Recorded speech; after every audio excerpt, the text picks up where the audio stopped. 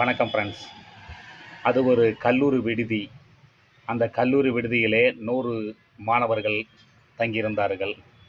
அந்த 100 மாணவர்களுக்கான உணவு பட்டியலிலே காலையில் ரவை உப்புமா மட்டுமே இடம்பெற்றிருந்தது. இந்த ரவை உப்புமாவை 20 மாணவர்கள் விரும்பி ரசித்து ருசித்து உண்டார்கள். ஆனால் மீதமுள்ள 80 மாணவர்கள் இதை வெறுக்கத் தொடங்கினார்கள். இதை இப்படியே விடக்கூடாது என்று கல்லூரி நிர்வாகத்திடம் சென்று சொன்னார்கள்.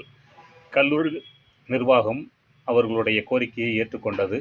உங்களுக்கு என்ன உணவு வேண்டும் என்று நீங்கள் எழுதி கொடுத்தீர்களானால் அதில் யார் எழுதியது அதிகமான நபர்கள் எந்த உணவை கேட்கிறார்களோ அந்த உணவையே வழங்கிவிடலாம் என்று நிர்வாகத்திலிருந்து கூறப்பட்டது.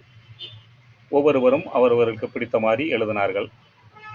10 பேர் இட்லி, 10 பேர் பூரி, 10 பேர் ஊத்தப்பம் என்று எழுதினார்கள். ஆனால் அந்த 20 நபர்கள் மட்டும் ஒரே விதமாக ரவை உப்புமா என்று எழுதினார்கள். நிர்வாகம் அத்துணை பேப்பர்களையும் படித்து பார்த்து இதில் மெஜாரிட்டியாக இருப்பது ரவை உப்புமா என்று ரவை உப்புமாவை மீண்டும் வழங்க உத்தரவிட்டார்கள். இதிலிருந்து நாம் என்ன தெரிந்து கொள்கிறோம் என்றால், நாம் அதிகப்படியான நபர்கள் இருக்கிறோம் என்பது முக்கியமல்ல, அதிகப்படியான நபர்கள் எப்படி ஒற்றுமையாக இருக்கிறார்கள் என்பதுதான் முக்கியம். 20 நபர்களே இருந்தாலும் அவர்களுக்குடைய தேவையை அவர்கள் பெற்றுவிட்டார்கள். ஆனால் 80 நபர்கள் இருந்தும் சிதறி உண்டதனால், சிதறி போனதினால் அவர்களுக்கு தேவையானதை பெற முடியவில்லை என்பதுதான் இந்த சம்பவத்திலிருந்து நாம் உணர்ந்து கொள்கிறோம்.